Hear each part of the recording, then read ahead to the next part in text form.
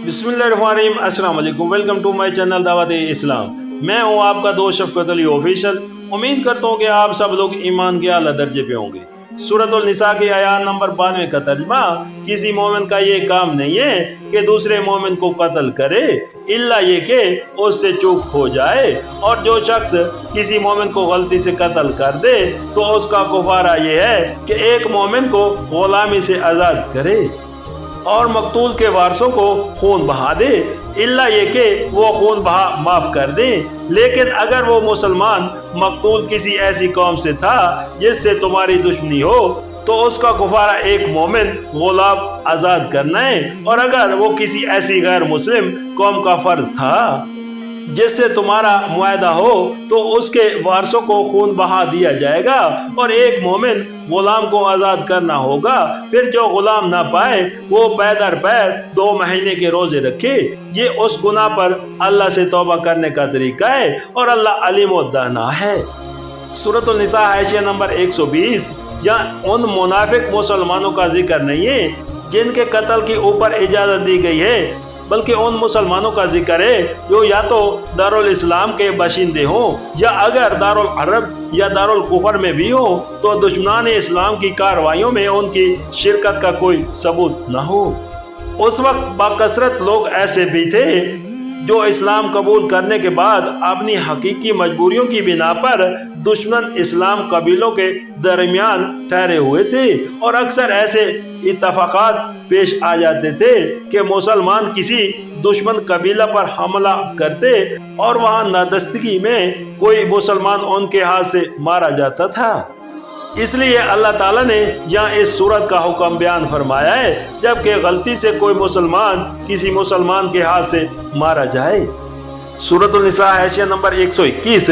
क्योंकि मकतूल मोमिन था इसलिए उसके कत्ल का कुफारा एक मोमिन गुलाम की आज़ादी करार दिया गया। सूरतुल निसा हाशिया नंबर 122।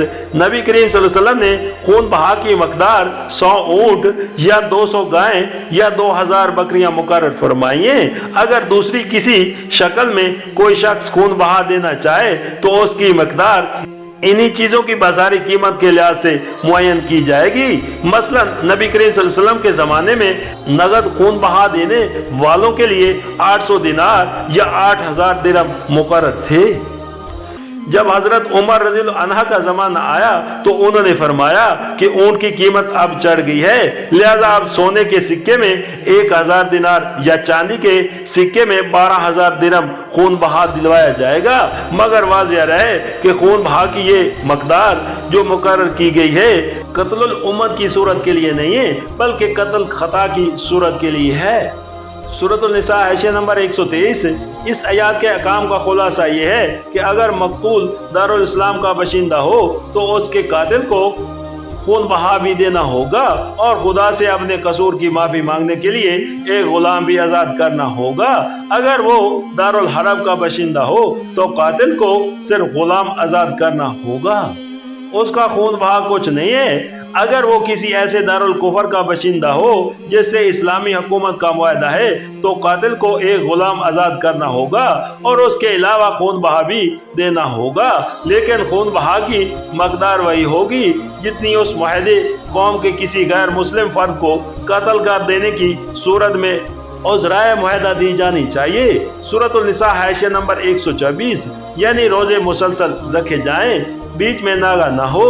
अगर कोई शख्स उज़र शरई के बगैर एक रोजा भी बीच में छोड़ दे तो अक्सर 9 रोजों का सिलसिला शुरू करना पड़ेगा। सूरतुल निसा हाशिया नंबर 125।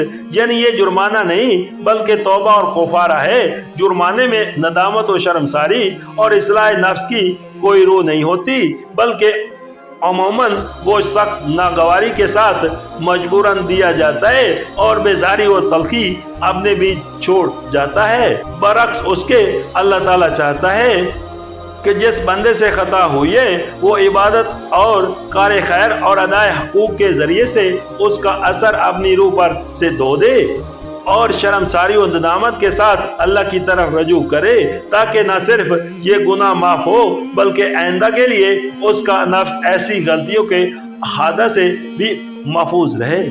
कफारा के लफ्जी माने हैं छुपाने वाली चीज। किसी कार्य खैरे को गुनाह का कफारा करार देने का मतलब ये है कि ये नेकी इस गुनाह पर छा जाती है और उसे ढोंग लेती है, जैसा किसी दीवार पर दाग लग गया हो और उस पर सफेदी फेर कर दाग का असर मिटा दिया जाए। सूरतुल निसा की आयत नंबर 93 का तर्जुमा, रहा वो शख्स जो किसी मोमिन को जानबूझकर कत्ल करे तो उसकी जजा जहन्नम है, जिसमें वो हमेशा रहेगा।